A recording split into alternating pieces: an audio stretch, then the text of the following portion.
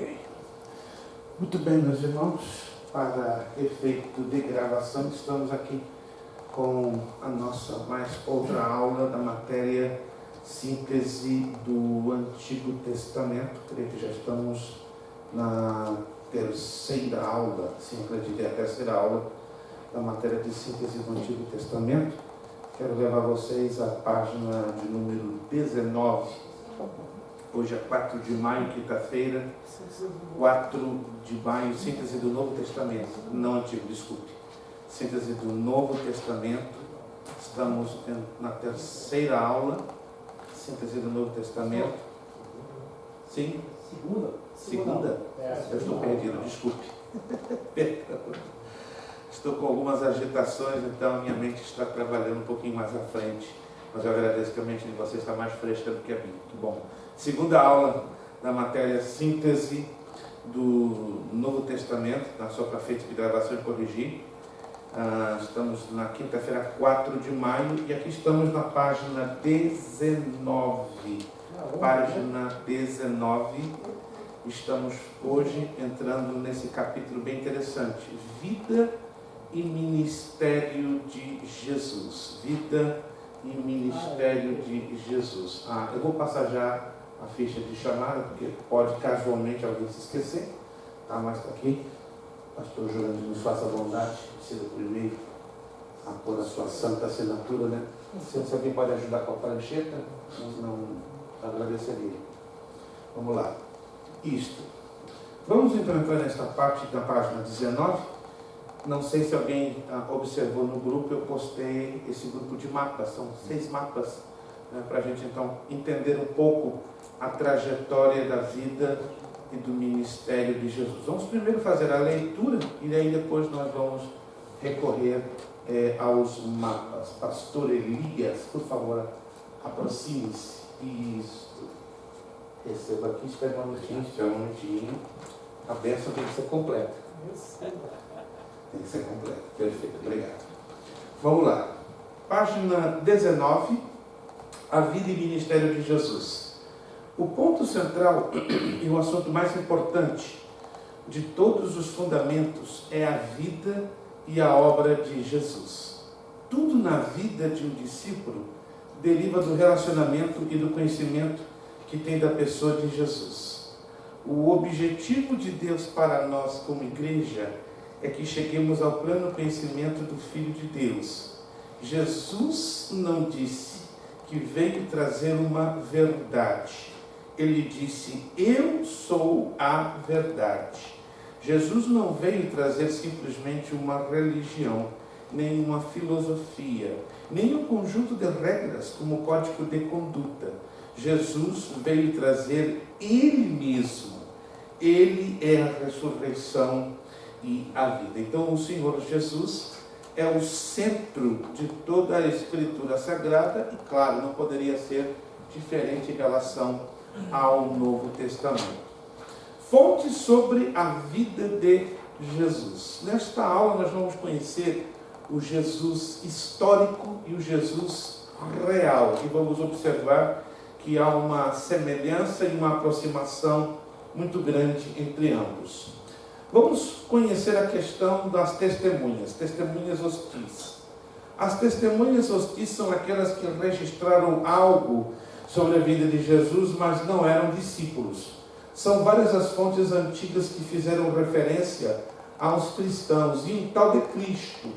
Apesar de alguns documentos serem críticos, até ofensivos, eles mostram a historicidade da fé cristã, escritos por Flávio, aí faltou a L, a letra L, digitamos mal, né? Não é Fávio, é Flávio Joséfo, né? O historiador judeu, Tácito, Plínio Jovem, Suetônio e outros. Se você quiser fazer um highlight, são os nomes dos principais historiadores que fizeram menção da existência do Senhor Jesus Cristo. Então, Flávio Joséfo, historiador judeu, Tácito, grego, e aí nós temos 2 historiadores romanos de peso, Plínio Jovem e Suetônio. Né? Se você quiser conhecer as obras destes historiadores, é interessante. Né? O Amazon vende, né, livros que envolvem os trabalhos e as obras desses historiadores, e é bem interessante quando eles mencionam a existência de Jesus Cristo. Flávio Joséfo, eu reproduzi aqui um parágrafo do que ele registrou no seu livro Antiguidades, capítulo 18, parágrafo 63. Neste momento havia um homem sábio chamado Jesus, e sua conduta era boa, e ele era conhecido por ser virtuoso. Muitas pessoas entre os judeus e as outras nações se tornaram seus discípulos. Pilatos condenou para ser crucificado e morrer, mas aqueles que se tornaram seus discípulos não abandonaram seu discipulado. Eles relataram que ele lhes havia aparecido 3 dias após a sua crucificação e que estava vivo. Assim ele talvez fosse o Messias, sobre quem os profetas relataram maravilhas, e a tribo dos cristãos, assim nomeada após ele, não desapareceu até hoje. Então aqui temos uma pintura da época retratando este historiador judeu, né? Ele tinha também a cidadania romana, mas é importante ressaltar que Flávio Joséfo nunca foi discípulo do Senhor Jesus e nunca foi cristão, mas ele relatou, ele fez uma narrativa muito precisa, muito exata dentro da história. Temos os documentos apócrifos, né? Os documentos não canônicos, não autorizados ou não inspirados pelo Espírito Santo. Vamos lá. Alguns documentos posteriores foram escritos contando uma versão diferente dos evangelhos. Eles são conhecidos como apócrifos, né? Lembra-se que a palavra apócrifo quer dizer oculto ou escondido, ocultos ou escondidos, e foram rejeitados pelas igrejas desde muito cedo. Entre a razão de sua rejeição estavam os seus ensinos heréticos, a maioria advinda do gnosticismo. A sua data tardia, 3º século em diante, falta de autoria, validação apostólica e erros crassos em seu conteúdo. Alguém se lembra, em poucas palavras, tá? Você não é obrigado a lembrar-se completamente, mas alguém se lembra em poucas palavras do que se trata o gnosticismo? Nós já falamos alguma coisa aqui, se não me engano, umas 2 vezes já falamos sobre o gnosticismo. Vamos lá. Alguém se lembra ou não? Do que se trata o gnosticismo?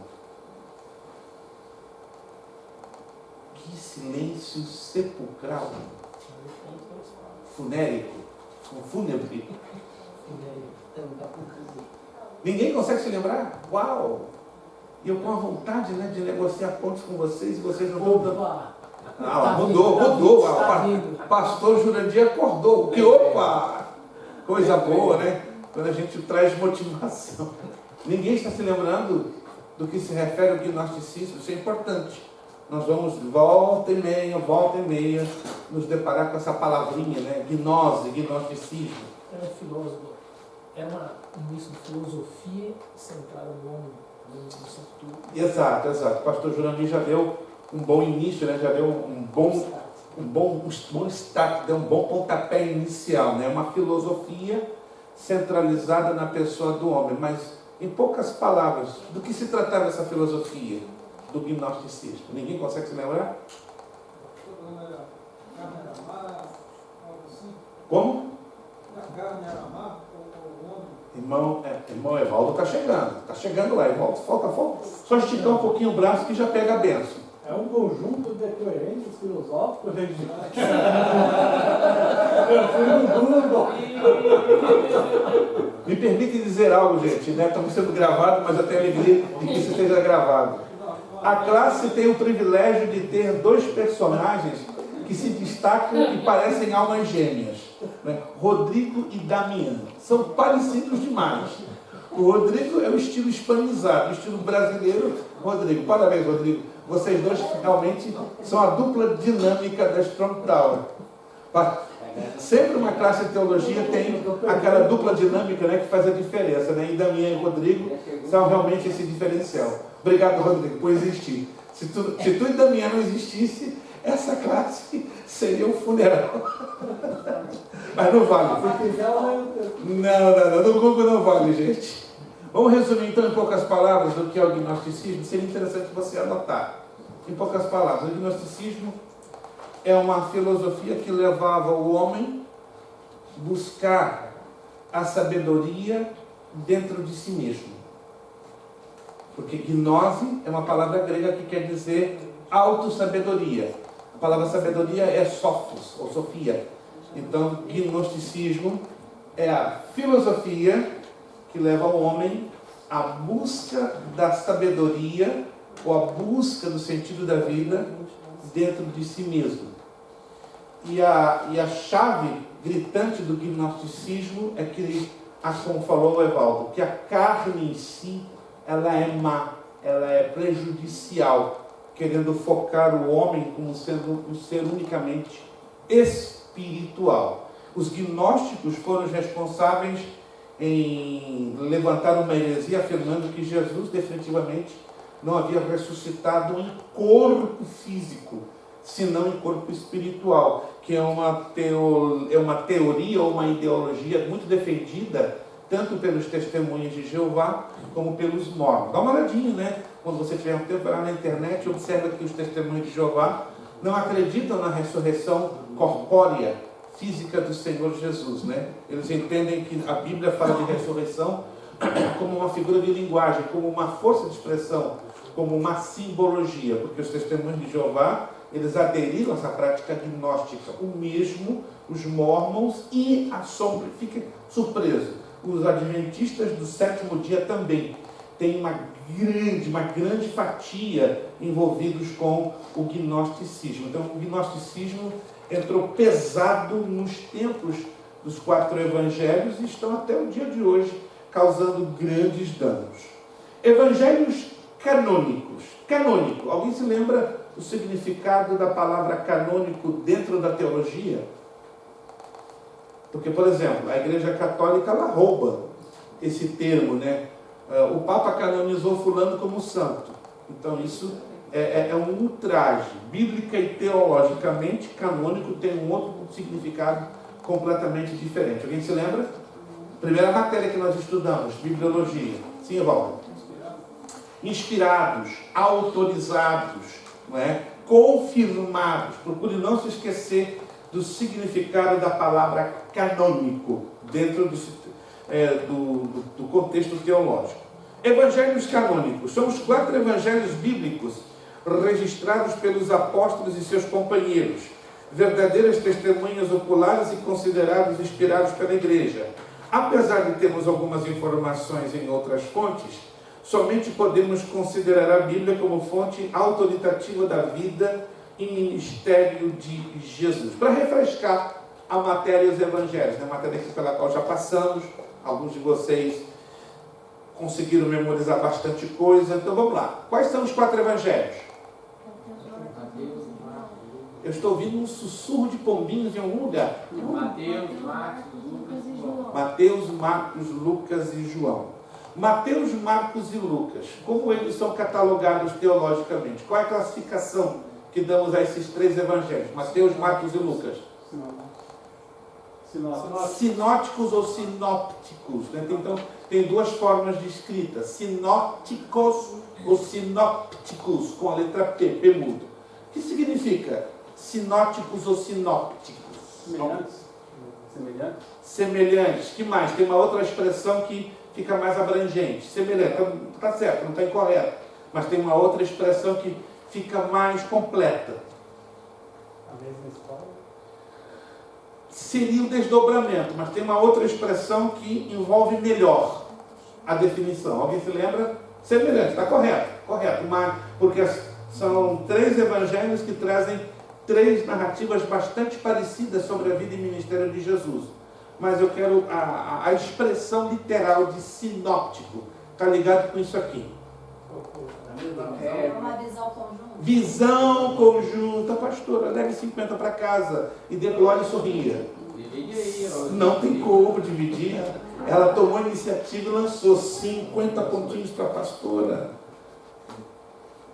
Vamos lá.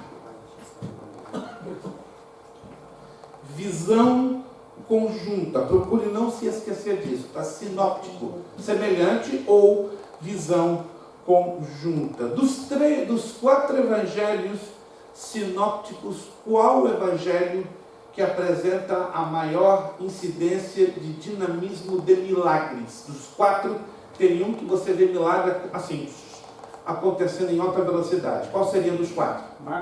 Marcos. Perfeito. E qual é o evangelho dos 4 mais cheio de detalhes, o mais detalhista? Isto, Lucas, porque ele tem um cunho histórico muito profundo. Vamos lá. O nascimento de Jesus. Vocês realmente estão bem, não se esqueceram dos evangelhos. A Bíblia diz que o nascimento de Jesus não foi percebido pelos religiosos da época. E só depois de sua morte, sua história foi recontada e escrita nos evangelhos. A data de seu nascimento dividiu a história antes e depois de Cristo. Os 2 evangelhos que narram o nascimento de Jesus são Mateus, capítulos 1 e 2, e Lucas, capítulo 2. Enquanto Lucas narra de um ponto de vista mais histórico, com a visita dos pastores logo após o nascimento de Jesus, Mateus usa vários recursos simbólicos e proféticos muito significativos para os judeus daquela época. A fuga para o Egito, a visita dos magos do Oriente e assim por diante. Pelo fato que a visão do nascimento de Jesus, de Mateus e Lucas, ser uma visão diferenciada no plano histórico, criam-se confusões nos dias de hoje, quando se reproduzem as representações de Natal, né? Basicamente na maioria das igrejas, né? Porque são poucas, eu sou sincero e não é uma crítica, é apenas uma observação. São poucas as igrejas que pegam o aspecto histórico de Mateus e Lucas, conjugam em um só e não misturam. O normal é misturar.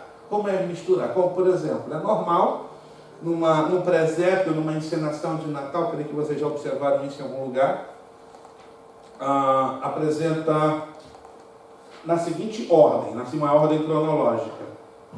O nascimento de Jesus numa manjedoura, em seguida vêm os magos e apresenta os presentes. Alguém já viu isso? Nascimento de Jesus na manjedoura, depois vêm os magos e apresentam os presentes. E em algumas narrativas ou apresentações de Natal, aí vem os 3 reis magos. Aí minha pergunta, essa narrativa, ainda que encenada, ela é biblicamente correta, sim ou não? Não. Biblicamente, cronologicamente, começa com os pastores recebendo o aviso, né, ou a anunciação do nascimento do Senhor Jesus pela manifestação dos anjos. Lembra-se disso? Os anjos vêm e anunciam aos pastores que o Senhor Jesus está para nascer em Belém de Efrata, em Belém da Judéia. Aí, segundo ato, Jesus está ali na manjedoura, pelo fato que Maria e José não encontraram hospedaria disponível, então foram se estabelecer dentro de uma manjedoura. Aí nasce Jesus. Passam-se quase 3 anos.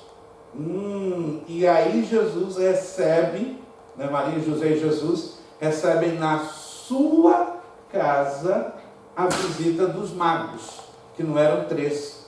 Se subentende 3 por causa dos 3 tipos de presente. Lembram-se? Qual foram os 3 tipos de presente? Ouro, incenso e mirra. Mas a tradição católica romana, baseada na quantidade de tipos de presentes, qualifica o quê? Que eram 3 reis. E a Bíblia, em momento nenhum, nos traz essa narrativa que eram 3. Sim, Rodrigo? O ano 1, depois de Cristo, começou quando? No 4. É bem engraçado isso. Tá a cronologia funcionando. Vamos lá. Vamos lá atrás, tá? 63, 61, 60, 59, 58, 40, 25, 24, 11, 13, 10, 7, 5, 4. Chega no ano 4, 6 de abril do ano 4. Bum! Quem nasce? Jesus de Nazaré.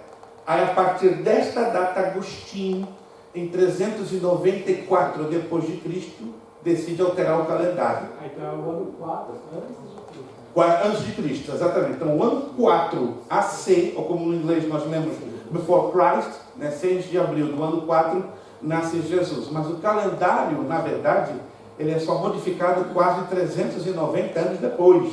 Então, Agostinho, 394 AD, ou depois de Cristo, Foi uma revolução, imagina, o calendário, de uma certa forma, está se movendo, e aí Agostinho, 3 séculos depois, decide mudar o calendário e coloca então o ano 1, e não o ano 0. Se questiona, por que não o ano 0? Não faz sentido, ano 0. Então, o ano 1 da era cristã seria o primeiro dia, o primeiro ano, a partir do nascimento exato do Senhor Jesus Cristo. Né? Quando o Papa Gregório XVI, em 1597, reforma o calendário, ele descobre que é uma diferença de 4 anos e 8 meses. Mas ele decidiu não fazer essa alteração porque seria dramática. Então ele manteve. Ele só alterou a questão da posição do Sol, da Lua, e ajustou os meses, mas os anos não. Então, teoricamente, não estamos em 2023, estamos em algum lugar de 2027. Claro, se o calendário fosse corrigido como deveria, mas não foi, porque na época a Igreja Católica proibiu o próprio Papa de fazer essa correção drástica. Curiosamente, então, estamos com essa defasagem de 4 anos e 8 meses. Ok? Vamos lá, então? Eu deixo isso aqui bem claro, né, porque muitas das vezes não consideramos o conteúdo histórico de Mateus, estão me entendendo? Quem não está entendendo? E o conteúdo histórico de Lucas. Quando você lê os dois conteúdos como fossem um só, aí você vai colocar a ordem cronológica correta. Quando não se considera esse conteúdo histórico, é normal, totalmente normal, vermos nas peças de Natal uma só linha no tempo, como fosse um só segmento, mas são 2 segmentos completamente diferentes. A infância de Jesus. Não se sabe muito sobre a infância de Jesus, mas a Bíblia nos deixa algumas pistas interessantes sobre a sua vida, como os lugares onde morou. A Bíblia não informa o tempo preciso que Jesus ficou no Egito. Porém, sabemos que ele e seus pais permaneceram ali por um pouco de tempo até a morte de Herodes, tendo retornado para Israel para viver normalmente na cidade de Nazaré, na Galileia, onde Maria e José já habitavam antes, conforme Lucas 1:2 e Mateus 2:23. O tempo precisamente a Bíblia não nos narra, não nos apresenta, mas Suetônio, Flávio Josefo e Tácito, que acabamos de mencionar como historiadores acreditados, eles traduzem, eles trazem cálculos aproximados de 2 anos e 3 meses a 2 anos e 10 meses, ou seja, quase entre 2 anos e meio e 3 anos, o tempo que Jesus, Maria e José permaneceram no Egito. Mas o tempo 100% exato, até os dias de hoje, não temos com precisão.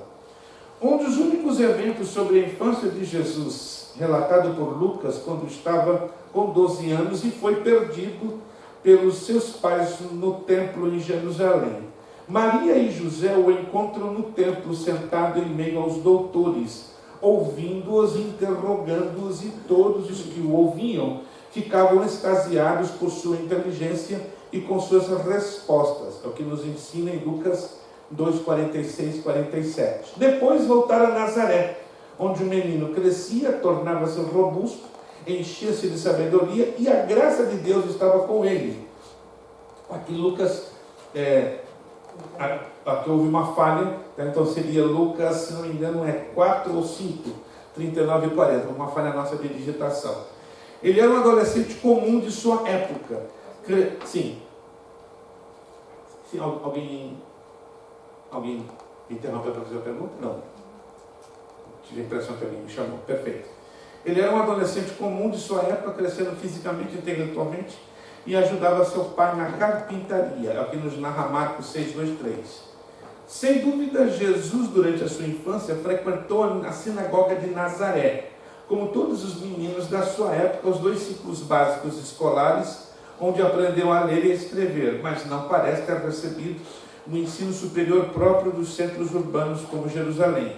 Por isso vemos os judeus dizendo em João 7,15: como é que este é letrado, se não estudou? Jesus ali permaneceu até o início do seu ministério público, quando contava com cerca de 30 anos de idade. Ainda que Jesus não tivesse alcançado um nível superior, como esses textos ou essas inferências textuais nos dão, como pistas, como deduções, uma coisa é certa: ele fez o rabinato. O trabalho de ser rabino tem que começar entre os 12 e 13 anos de idade. E quando você estuda sobre o judaísmo ortodoxo, o judaísmo tradicional, você descobre que um rabino toma 18 anos para ser preparado. Então não é uma coincidência que a Bíblia nos apresenta Jesus com 12 anos, conversando com os doutores da lei, e só aparece aos 30 anos para ser batizado por João Batista ali no Rio Jordão. Então não é coincidência, 12, 30, 18 anos no meio. Obviamente Jesus não teve, a escolaridade, como os judeus costumavam dizer, eram os 2 ciclos, e o segundo sendo o ensino superior. Mas Jesus sim foi chamado para ser rabino, tanto que o reconheciam como rabi, que é mestre no hebraico, ou raboni no aramaico. Ninguém em Israel poderia ser chamado rabi ou raboni se reconhecidamente não passasse pelo período de 18 anos de rabinato. Alguém entendeu? Interessante, né? Ele não fez o ensino superior corriqueiro, normal, na sua época, mas ele optou ao rabinato porque lhe cabia ser, o mestre, o rabi das letras da lei de Israel e, consequentemente, incorporar a pessoa do Messias. Então, a partir dos seus 30 anos de idade, começa então o ministério. As datas de início e fim do ministério de Jesus são um pouco incertas. No entanto, podemos entender que Jesus exerceu seu ministério público por um período de 3 anos. Aqui colocamos na apostila de 27 a 30 depois de Cristo. Em alguns livros de história, você vai ver entre 29 e 32. Ficamos com as 2 datas, porque são variáveis de acordo com as fontes históricas apresentadas. Então, a data de 27 a 30 e de 22 a 32, elas são bem aceitas. 29 a 32 ou de 27 a 30. Tradicionalmente, esse espaço de tempo tem sido dividido em um ano de obscuridade, um ano de popularidade e um ano de rejeição. Lembra-nos um pouquinho, embora numericamente é muito diferente, do tempo do ministério de Moisés, Viveu, teve a sua vida dividida em 3 fases de 40 anos. 40 anos no Egito, 40 anos no deserto de Midian e 40 anos no deserto do Sinai. Diferentemente, Jesus então teve essas 3 fases, Um ano de obscuridade, outro de popularidade e outro de rejeição. Vamos então entender essas 3 etapas do ministério de Jesus. Depois, quando fecharmos essa parte escrita, vamos sintetizar, resumir tudo dentro desses mapas que nós compartilhamos com vocês ali no grupo. Obscuridade. O ano de obscuridade começou com o ministério anunciador de João Batista, com o batismo de Jesus por João e com a tentação de Jesus por Satanás.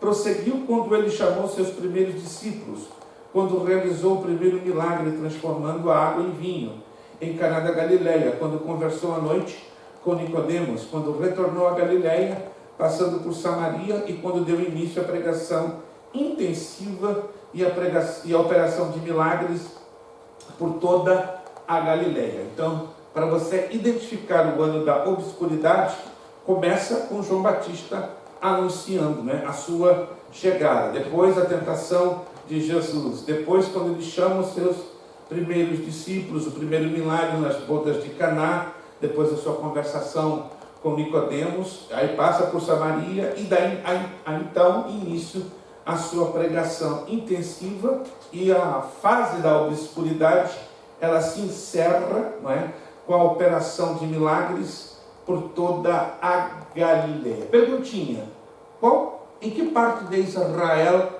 se localizava a Galileia? Norte, centro, sul, oeste ou leste? Alguém se lembra? Em que parte? A Galileia. Isso já para antecipar um pouquinho a visão da matéria que teremos lá na frente, Geografia bíblica. Norte. Então procure não esquecer. A Galileia estava ao norte, tá? Ao sul estava a Judéia. A oeste, o mar Mediterrâneo, e a leste, a Cisjordânia, ou do outro lado do Jordão. Então Jerusalém estava praticamente no centro-sul. Qual era a principal cidade ou região da Galileia onde Jesus estabeleceu o quartel-general do seu ministério? Inclusive é o local onde Pedro estabeleceu a sua casa. Alguém já leu? Se lembra? Cafarnaum. Cafarnaum. Procure não se esquecer. Então, o quartel-general do ministério do Senhor Jesus estava fincado ou centralizado em Cafarnaum. E a casa de Pedro, estrategicamente, foi a sede do ministério do Senhor Jesus ali na Galileia. Período da popularidade, como diz na linguagem de hoje, pela garotada, o período que Jesus bombou com força. A pregação e a realização de atos miraculosos teve prosseguimento durante o ano da popularidade, ante a presença de numerosas multidões e dos 12 discípulos. Sua popularidade atingiu um ponto culminante quando Jesus multiplicou os pães para os 5.000 homens. Quantas multiplicações de pães houve? Alguém se lembra? 2. A primeira, para quantas? E a segunda, para quantos?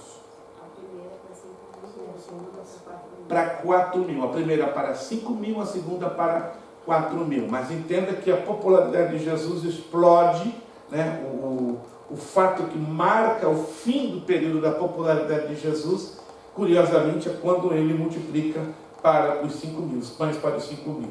A partir, então, deste evento, começa o período da rejeição do Senhor Jesus Cristo.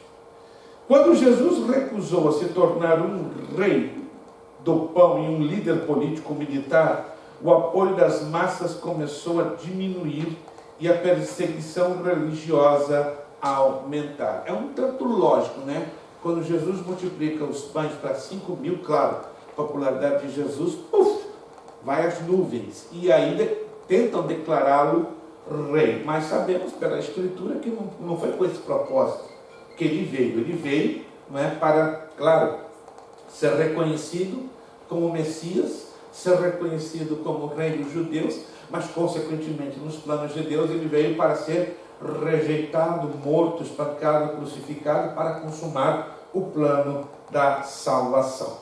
Evitando as multidões, Jesus concentrou seus esforços a instruir, em particular, os seus 12 discípulos, em uma área mais povoada dos gentios, chamada Decápolis. Qual é a tradução dessa expressão Decápolis? Alguém lembra? 10 cidades. 10 cidades. Foi durante esse período que Pedro confessou o caráter messiânico de Jesus, ou seja, que ele era de fato Cristo. Os discípulos continuavam leais a Jesus ao mesmo tempo que as massas se afastavam dele. Jesus começou a predizer sua morte e ressurreição e teve início a última jornada de Jerusalém. Foi durante esse tempo que Jesus proferiu diversas de suas mais famosas parábolas. A ressurreição de Lázaro convenceu os membros do Sinédrio que deveriam eliminar a Jesus, abafando juntamente com ele a ameaça de uma revolta messiânica. Olha que interessante essa parte aqui, se você nunca observou. A ressurreição de Lázaro convenceu os membros do Sinédrio de que deveriam eliminar a Jesus, abafando juntamente com ele a ameaça de uma revolta messiânica. Isso quer dizer que a maioria dos fariseus, os membros do Sinédrio, creram definitivamente na ressurreição de Lázaro e se tornou uma ameaça compulsiva. Vamos acabar com ele porque está demais. Ressuscitou um camarada cheirando mal, esse homem não vai acabar conosco. Então, a partir dali, vem realmente a determinação do Sinédrio em eliminar a pessoa do Senhor Jesus. Aí entra a última semana. A Semana da Paixão teve início com a entrada triunfal em Jerusalém no domingo de Ramos. Na segunda-feira, Jesus amaldiçoou a figueira estéril e purificou novamente o templo. A purificação do templo endureceu os membros do Sinédrio em sua determinação de se libertarem dele. Na terça-feira, Jesus pôs-se a debater com os fariseus e os saduceus átrios do templo e proferiu seu discurso profético para os discípulos no Monte das Oliveiras. Quanto à quarta-feira, há silêncio nos registros dos evangelhos, a menos que Jesus e seus discípulos tenham participado da refeição da Páscoa na noite de quarta-feira. Terça-feira à noite é também possível, mais cedo que a maioria dos judeus. Na noite de quinta-feira começam os julgamentos de Jesus, que vão até sexta-feira pela manhã, e a crucificação e o sepultamento teriam tido lugar durante o dia de sexta-feira. Lembram-se que na sexta-feira era a véspera de um importante dia muito sagrado para os judeus. Qual seria esse dia sagrado? O Sabat, ou Shabat, ou sábado. Mas com respeito à morte de Jesus e à morte, daqueles supliciados à crucificação, havia um detalhe muito chamativo com respeito à exposição dos corpos. Qual seria esse detalhe chamativo? Alguém se lembra? Vou formular a pergunta. Uma vez que Jesus e aquele grupo de supliciados foram crucificados na sexta-feira, véspera do Shabat, havia uma tradição que deveria ser cumprida, e ela é bem chamativa, com respeito à morte daqueles condenados. Qual foi essa tradição que teve que ser cumprida à risca, mas não foi com Jesus? Não. Não podiam estar no sábado com seus corpos expostos na cruz, porque isso seria uma profanação. Então, o que era feito em geral, por regra, o que era feito para, além de tirá-los, porque tinham que tirá-los mortos, concordam comigo? Não poderiam tirar da cruz vivos. Então, os romanos tinham um processo: quebrar as pernas. Era o processo que acelerava a morte. Quando chegaram para o primeiro ladrão, quebraram as pernas. Para o segundo ladrão, quebraram as pernas. E com Jesus aconteceu isso? Não, porque já estava profetizado no Salmo 16, que não quebrariam as suas pernas. A Escritura diz que quando o soldado romano se aproxima de Jesus, se deu conta que ele já estava morto, mas estava completamente morto. Então não havia necessidade de cumprir esse ritual segundo a tradição romana. Aí, sim. Alguns historiadores falam com a questão do óleo que era passado no corpo. Sim. Devido ao horário também, Jesus não foi permitido com que o tempo fosse suficiente para que todo o óleo, todo o processo fosse passado no corpo. Esse é um outro detalhe maravilhoso. E que isso daí era um dos motivos pelos quais talvez Maria tivesse voltado ao terceiro dia, porque ela sabia que teria que ser cumprido ainda. Isso é fantástico, isso é maravilhoso. Ou seja, todo esse ritual com Jesus não foi cumprido, porque o livro dos Salmos já fala, Salmo 17, se não me engano, Salmo 24, sobre o Rei da Glória, que esses parâmetros ritualísticos não poderiam ser cumpridos sobre a pessoa do Senhor Jesus, porque Ele é o Rei da Glória e Ele teria que passar por um processo completamente diferenciado em comparação aos demais supliciados. Ou seja, a Escritura em todos os pontos se cumpre de uma forma, digamos, assustadora, e com Jesus, então, a precisão da profecia no seu cumprimento é de 100%, não é de 90% nem de 70%, 100%. Tudo que os Salmos profetizou, detalhes da morte de Jesus, aconteceu ao pé da letra. Não é simplesmente fantástico. Mas aí vem a ressurreição. A sua ressurreição ocorreu bem cedo na manhã de domingo. E Jesus apareceu aos seus discípulos por determinado número de vezes, durante 40 dias, durante os quais realizou seu ministério pós-ressurreição. E, finalmente, ele ascendeu aos céus. Com respeito à ressurreição, eu não sei se vocês já leram na Bíblia uma característica muito curiosa. Era um costume. Quando Jesus ressuscita, ele deixa um sinal dentro da sua própria sepultura. Alguém já leu isso? É o pano dobrado. O lenço dobrado. Mas veja bem, o correto seria a mortalha, porque é a roupa funerária, está completa, tanto a túnica como o lenço que cobria a cabeça. Mas segundo lemos no Evangelho de João, só estava o lenço que cobria a cabeça dobrado. Alguém entende o porquê disso? Porque ele voltaria. Segundo a tradição, estava querendo dizer, estou para voltar. Era uma tradição do povo de Israel, né? Exato, exato. Mas aí se aplica para o cumprimento do Messias. Então, quando os discípulos entram e veem o lenço dobrado, imagina a cara. Uou! É ele mesmo. Não tem outro, porque ninguém na história, até então, aquela data, jamais dobrara o lenço para dizer, eu vou voltar. Mas Jesus teve essa autoridade de fazê-lo, porque ele disse com todas as letras, eu vou voltar. E ele voltou. E mais, ele continua dizendo, igreja minha, eu vou também voltar para nos levar. Amém, irmãos? Graças a Deus que ele dobrou o lenço. Se ele não dobrasse o lenço, nós estaríamos no sal, no vinagre e na salmoura hoje. Eu costumo dizer ao meu filho, se um crente na terra tem uma esperança seguríssima, esta segurança se chama o regresso glorioso de nosso Senhor Jesus Cristo para a sua igreja. E meu filho, pai, porque Jesus dobrou o lenço, é só uma evidência, nada mais. Mas tudo que ele falou lá atrás, quando ele esteve nesta terra, deixou bem claro que ele jamais falharia com respeito ao seu retorno. Assim como ele retornou da morte, graças a Deus temos a esperança que em breve ele vai retornar para nos levar desta vida cansada, pesada, atribulada, sem nenhuma perspectiva de melhoria. Amém, irmãos? Mas vocês estão desanimados hoje. Quantos estão animados com esta possibilidade certíssima que não vamos ficar muito tempo nesta terra? Amém. Graças a Deus. Eu sei que você pode estar hoje, está difícil, que dia difícil que eu tive hoje.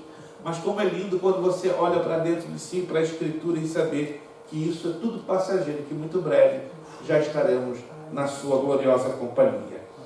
O ensino de Jesus, o estilo e o conteúdo. Vamos entender o estilo. O estilo das lições dadas por Jesus era colorido e vivo, com muitas figuras de linguagem. Frequentemente usava epigramas, que não são esquecidas com facilidade, com muitos trocadilhos que muitas vezes não são compreendidos pelas suas traduções. Muitas declarações eram feitas usando conotação de histórias, paralelismo, parábolas e recursos de debates. Sem dúvida, Jesus era um mestre e tanto, mas ele basicamente usava os epigramas. E epigramas quer dizer duas coisas. Grama é figura, epi, o que envolve, o que está ao redor. Então sempre Jesus trabalhava com histórias, né, que ilustravam uma situação que envolvia a todos. E de todos os mais famosos epigramas que Jesus utilizou, isso nós sabemos, né, foram as parábolas. As parábolas são os melhores e mais impressionantes epigramas usados por Jesus para ensinar. O conteúdo. O amor a Deus e ao próximo compreendem os dois principais mandamentos éticos de conformidade com Jesus.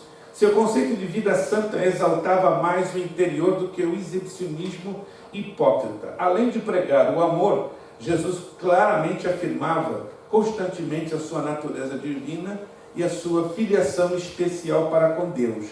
Ele representava pessoalmente o reino de Deus. Essa é uma das razões, não a única, mas uma das razões que os judeus rejeitaram a Jesus como Messias, porque os judeus queriam um Messias guerreiro, um Messias montado sobre um cavalo, um Messias com um exército poderoso para derrubar o Império Romano. Quando viram Jesus pregando amor de Deus, amor aos inimigos, perdão, reconciliação, disseram, esse não pode ser o Messias, impossível. E mais ainda, quando viram entrar em Jerusalém montados sobre um jumentinho, aí complicou tudo, né? Houve um grupo que o exaltou, Hosana, bendito aquele que vem em nome do Senhor, mas um outro grupo simplesmente disse, não, isso aí não pode. Esse aí, o Messias, de forma nenhuma, porque esperava o Messias montado sobre um cavalo branco, porque a tradição judaica apontava que o Messias viria conquistador, glorioso, imbatível, vitorioso, e o cavalo branco é o símbolo de tudo isto. Então, quando viram Jesus pregando amor, pregando perdão, pregando reconciliação, e ainda em cima de um jumentinho, que é isso? Não pode ser. Por isso que Jesus não vai voltar hoje mais, né, em cima de um jumentinho, né? Ele vai voltar em poder e glória, né? Primeiro para nós, a igreja, e depois para o mundo. E desta forma, os israelitas, os judeus, recebendo o avivamento pelo poder do Espírito Santo, vão reconhecê-lo definitivamente como Messias. Pastor Elias. Existia algum ensino na época, antes da vinda de Jesus, que enfatizava essa questão de como seria a vinda do Messias ou não? Sim. Os profetas do Antigo Testamento, todos eles, sobretudo os profetas maiores, né? Isaías e Ezequiel, trabalhavam muito dentro dessa temática. Sim, né? mas eu digo com relação a que todos esperavam que ele viesse como um libertador, um salvador ali, físico. Sim. De onde eles tiraram esse tipo de ensino? Do próprio texto, mal interpretado, claro. Né? Quando começamos a estudar o livro do profeta Isaías, Ezequiel e Daniel, ali temos todas as características do Messias. Só que os judeus, ao invés de colocarem a interpretação dentro do seu correto contexto, eles colocam no contexto literal. Eles não compreendiam a tônica do contexto profético. Não é?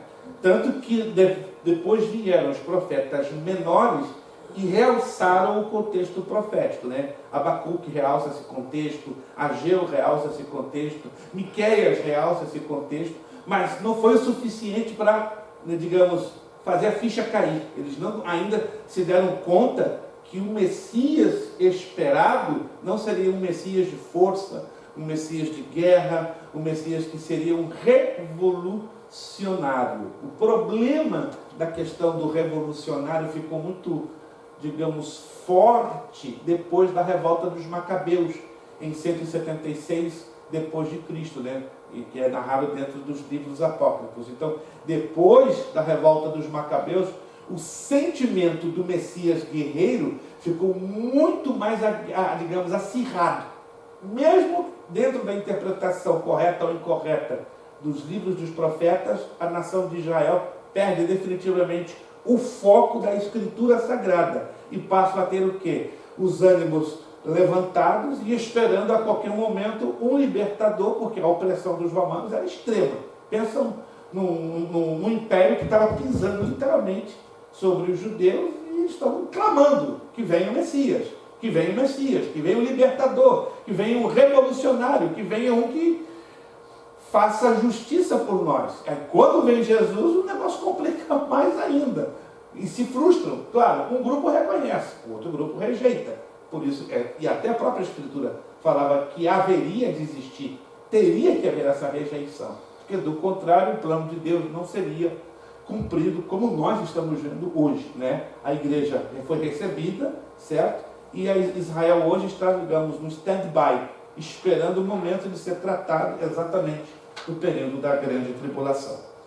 Vamos então fazer um resuminho dentro desses slides, né, que apresentamos aos irmãos, e depois nós vamos passar para outra parte interessantíssima do Novo Testamento, que é o livro de Atos dos Apóstolos. Eu vou me aproximar um pouquinho, né, porque eu estou um pouco distante, embora eu estou também com a cópia no meu iPad, mas vamos ver aqui as fases da vida do ministério do Senhor Jesus.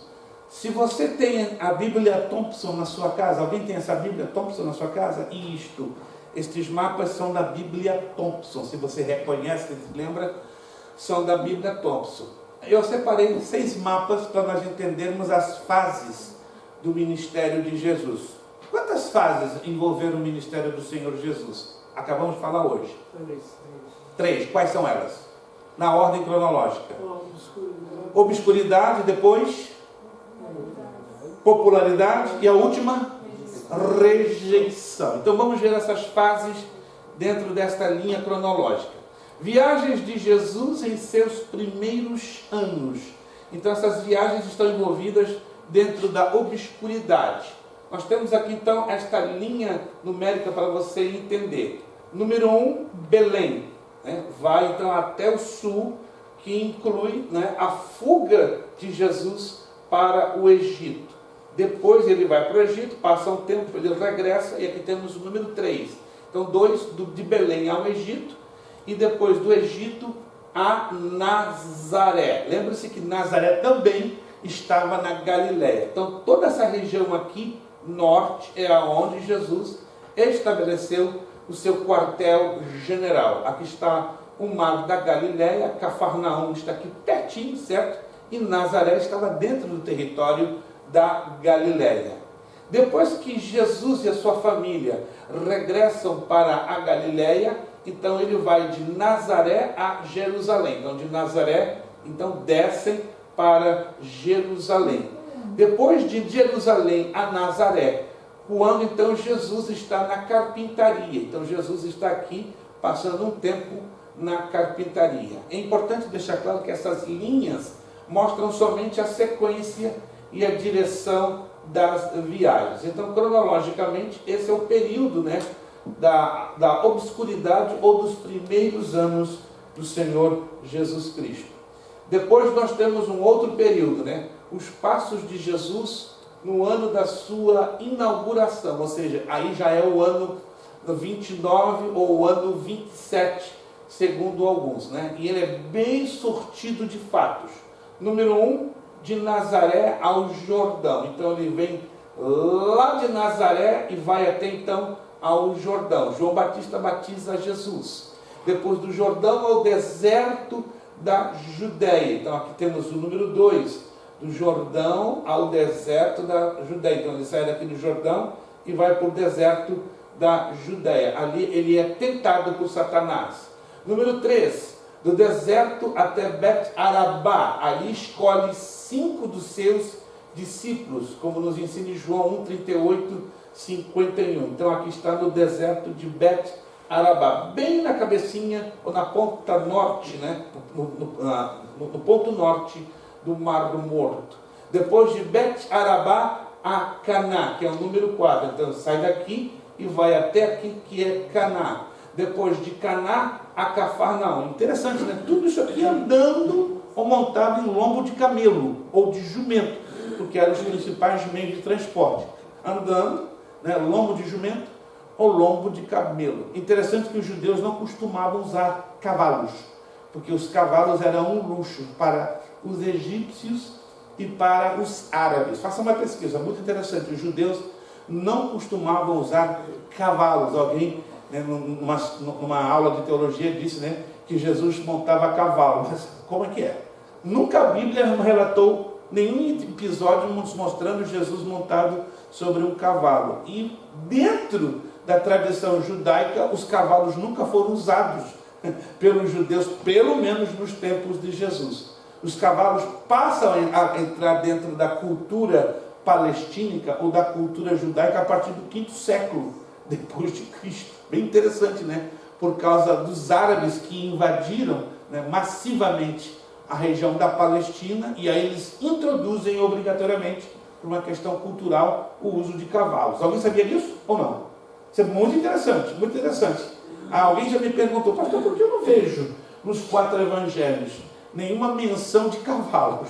Essa é a razão. Interessante, né? Você só vai ler sobre cavalos a partir do 5º século em registros, né, do Talmud judaico, que são registrados por um grande filósofo judeu chamado Maimônides, e assim por diante, por causa dos árabes, né, que forçaram a introdução dos cavalos dentro da Palestina. Mas vamos lá.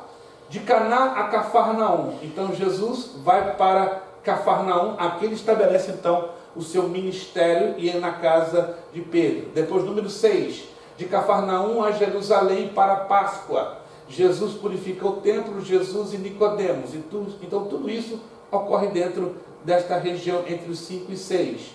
Depois de Jerusalém a Judéia. Então vamos procurar o número 7 aqui. Então, de Jerusalém a Judéia. Então ele aqui inicia o seu ministério dentro da Judéia, segundo João 3, 22. Depois da Judéia ao poço de Jacó em Sicar, Jesus e a mulher samaritana. Então Jesus encontra-se com a mulher samaritana neste ponto de número 8, onde está o número 8, não estou contando aqui.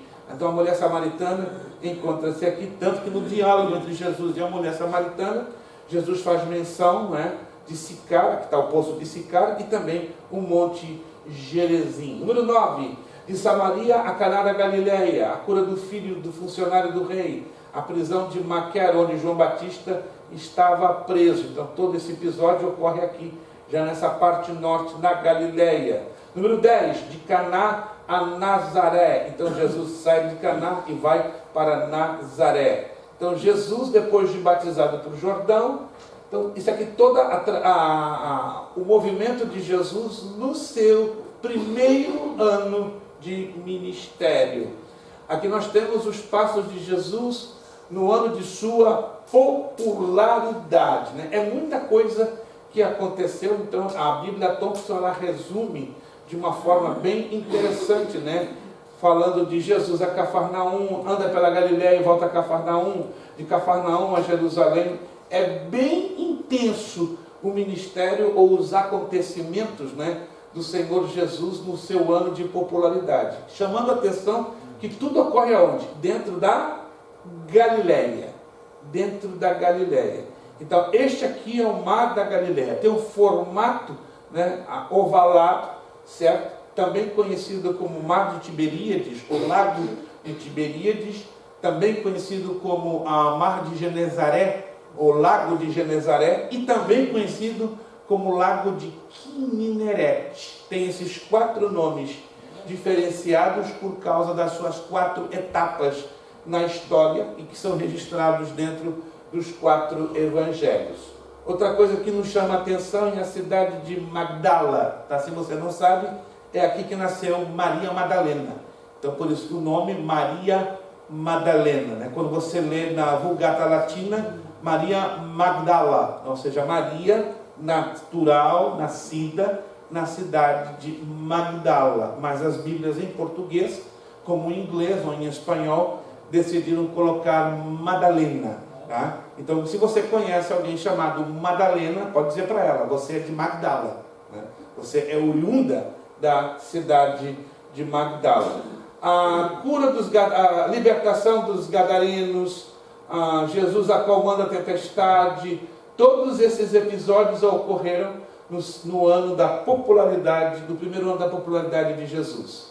Aqui é muito extenso, não tem como eu entrar em muitos detalhes, eu sugiro que você leia, né? Que aqui fala dos passos de Jesus no ano da oposição, ou no ano da rejeição. Foi um sobe e desce enorme, né? Jesus, ora estava na Galileia, ora estava na Fenícia, ora estava em Betânia, ora estava em Decápolis, ora estava em Samaria, ora estava na Judeia. Segundo os historiadores, este ano da oposição, Jesus caminhou mais de 6.300 quilômetros. Isso aqui é loucura.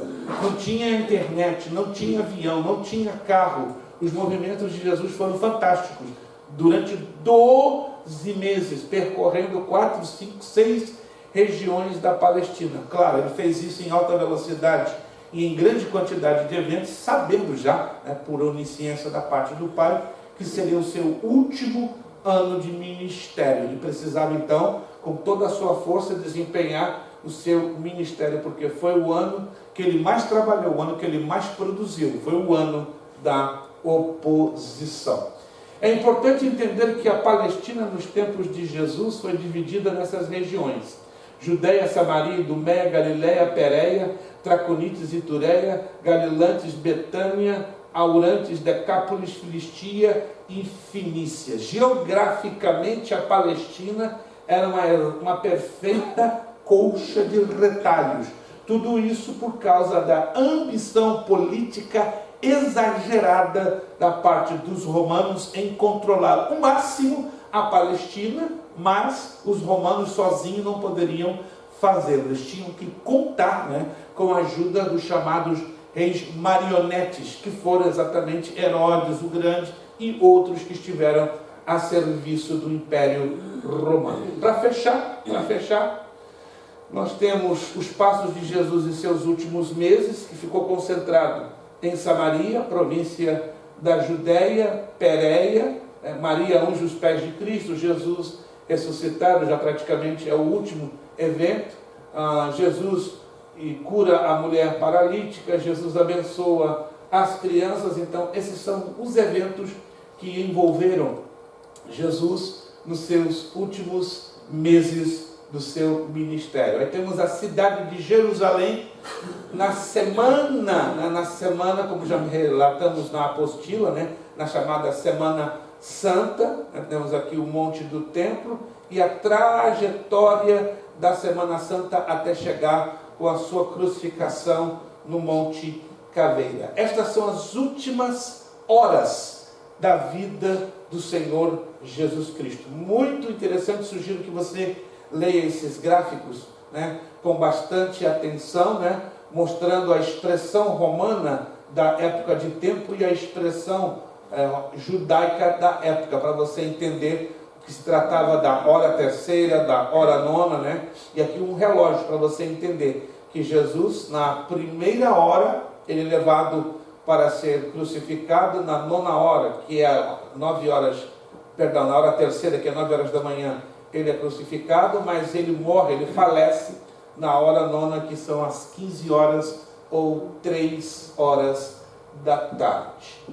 Ok? Aí nós temos o caminho de Emaús, esse é o período após a sua morte e ressurreição. Então tudo fica muito concentrado em 2 pontos, né? Ou polarizado, tanto em Jerusalém como na Galileia. Esses são os fatos, né, que envolvem os acontecimentos depois da morte e ressurreição de Jesus, né? Domingo de Páscoa, Jesus aparece às mulheres, Jesus aparece a Pedro, a ceia em Emaús, Jesus aparece aos seus discípulos, a incredulidade de Tomé, depois Tomé volta e a sua ascensão aos céus. Eu sugiro que você leia com calma, tá? Porque vai lhe ajudar a entender a trajetória que a apostila aqui nos apresenta. 9h20, vamos passar o nosso intervalo. Alguma dúvida, alguma pergunta sobre o conteúdo que apresentamos sobre a vida do Senhor Jesus? Sim. O senhor falou de primeira hora, terceira hora. Qual que era a primeira hora?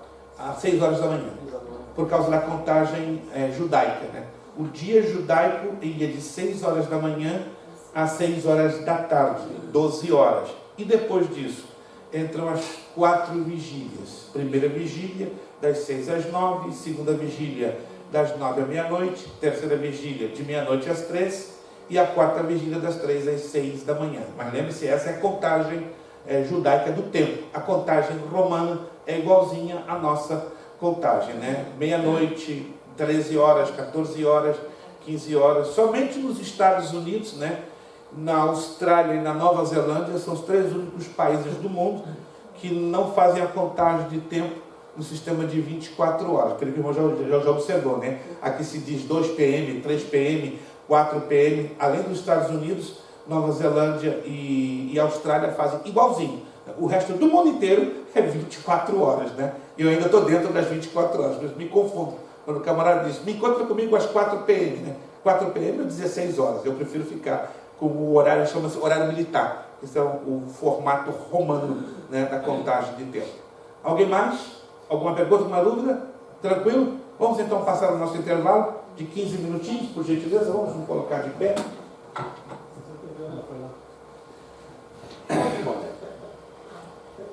Vamos pedir ao nosso irmão Marcos, por gentileza, nos dirigir uma oração de agradecimento por esta primeira parte da nossa aula. Irmão Marcos, com a palavra de oração. Pai, em nome de Jesus, te agradecemos, Senhor, pelo ensinamento. Pai, podemos crescer e aprender mais de Ti, Pai.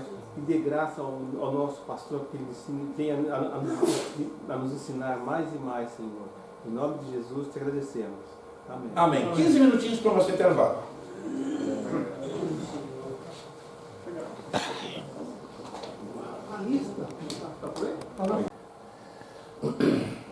Meus irmãos, deixa aqui dar apenas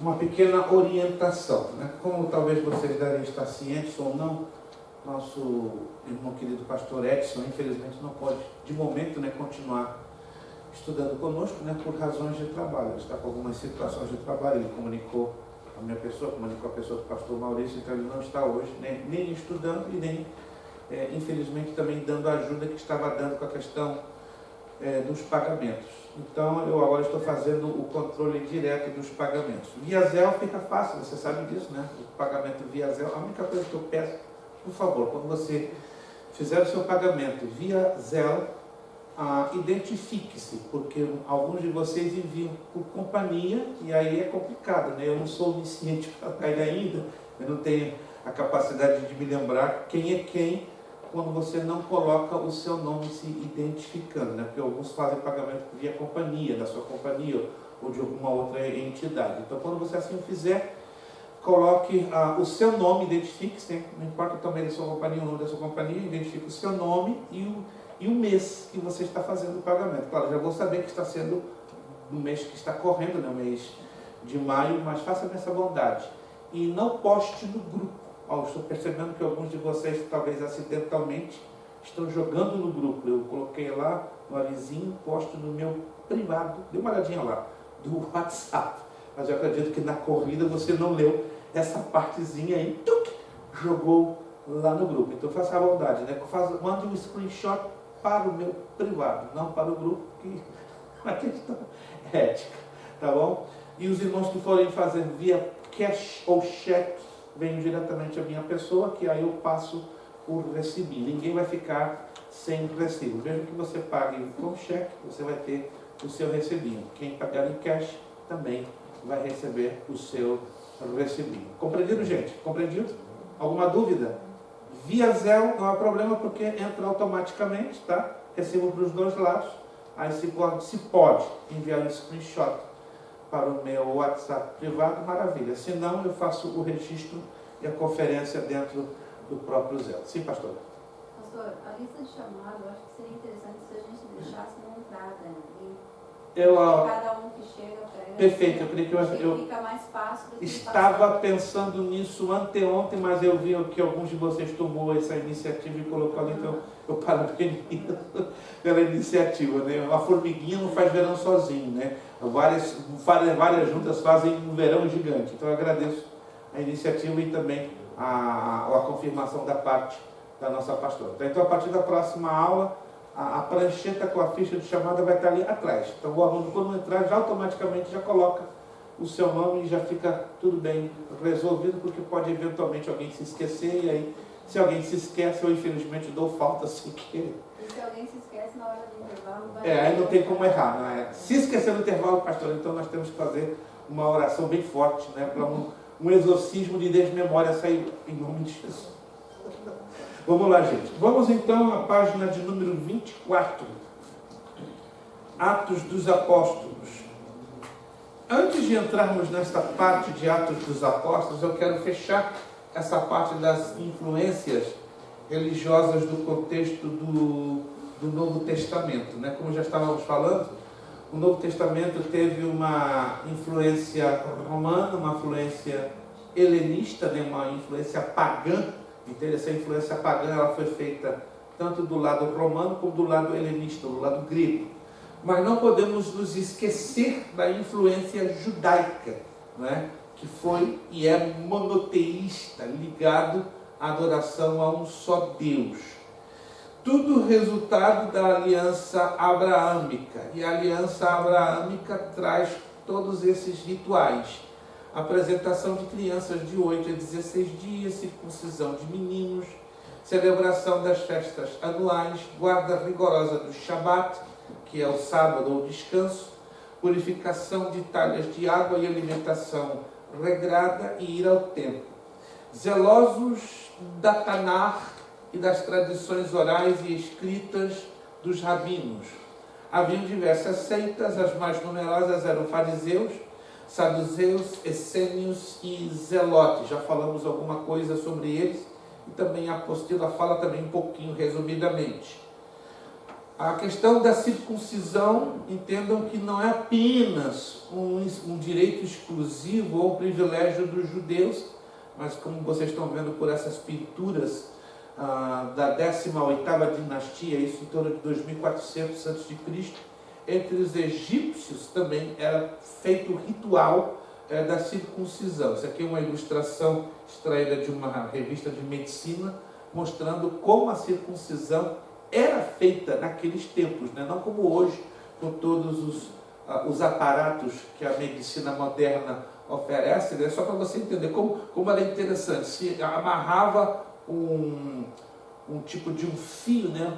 um fio normal, né? Como fosse uma linha, se apertava bastante, fazia sangrar, ou seja, era bem doloroso. E depois, né, se puxava ao ponto de cortar o prepúcio e depois faziam os pontos com uma agulha normal. Ou seja, era bem doloroso. Para os adultos nem se fala, né? Lembram-se que lá nos tempos do Antigo Testamento, Israel usou essa tática para vencer alguns dos seus inimigos. Lembram-se? A circuncisão coletiva, porque era realmente um negócio doloroso, de grande dor. Por isso que a circuncisão foi orientada por Deus para ser feita em crianças de 8 a 16 dias. Né? Aí você vai descobrir por quê. Porque a dor é bem menor, se sente dor. Né? O sangramento é menor ainda, bem interessante, né? Por causa da própria dilatação dos vasos sanguíneos, né? Do membro varonil da criança. Enquanto do adulto, quanto mais adulto, mais velho, mais complicado. Entende? Então, os adultos que passam pelo processo da circuncisão é definitivamente bem doloroso. Vamos lá. Eu vou passar essa parte, né, que vai tomar bastante tempo, né? Eu apenas coloquei como um encarte. E nós vamos usar numa outra matéria, a doutrina da salvação, a soteriologia. Mas eu já adiantei dentro desse grupo de slides, né? Mas eu não vou trabalhar com ele hoje, né? Se você quiser observar depois com atenção na sua casa, é bem interessante, né? O que é a luz da Bíblia a eleição? Então eu não vou falar sobre isso, mas está aí e a gente vai voltar a tocar neste assunto na matéria que nós teremos adiante, que é a soteriologia, a doutrina da salvação. Né? Os eleitos são predestinados por Deus, predestinação. Isso aqui é bem interessante porque domina muito a temática do Novo Testamento. Está aqui dentro do slide, mas eu não vou trabalhar com isso hoje. Seitas e partidos judaicos, já falamos resumidamente, né? Os fariseus, vem da palavra hebraica Hassidim, separados. Eles eram anti-helenistas, formados de jovens de classe média e leiga, seita mais numerosa, tinham 6.000 elementos, né, ou membros nos dias de Herodes, zelosos da tradição e da lei, eram extremamente místicos. Os saduceus, ligados aos asmoneus, né, do tempo de Judas Macabeus, descendentes dos macabeus, pró-helenistas, formado por aristocratas e sacerdotes e sumos sacerdotes, usavam a religião e a cultura para alcançar o poder, eram mais liberais e céticos sobre coisas espirituais. Os essênios, aqueles que curam, ou santos, né? Tem duas traduções possíveis. João Batista possivelmente foi membro dos essênios. Viveram por volta dos anos 150 a.C. a 70 depois de Cristo. Ou seja, os essênios desaparecem com a destruição de Jerusalém em setembro do ano 70 depois de Cristo. Eram anti-helenistas, eram anti a cultura grega. Adotavam uma vida privada de prazeres, ascetismo, mosteiros, praticavam rituais de leitura, jejum, oração e purificação. Eram messiânicos, acreditavam na vinda do Messias e escatológicos, olhavam para o futuro, acreditavam numa revelação especial de Deus para combater os inimigos, e eles trabalhavam muito com os chamados manuscritos do Corão. Zelotes, a palavra zelote vem do termo imitador, seguidor, zeloso.